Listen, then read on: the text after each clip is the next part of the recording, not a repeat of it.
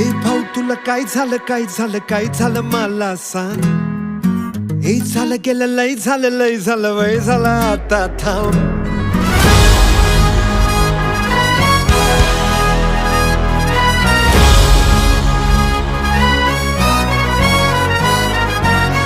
ए भाऊ तुला काय झालं काय झालं मला सांग. ए झालं गेलं लय झालं वय झालं आता थांब.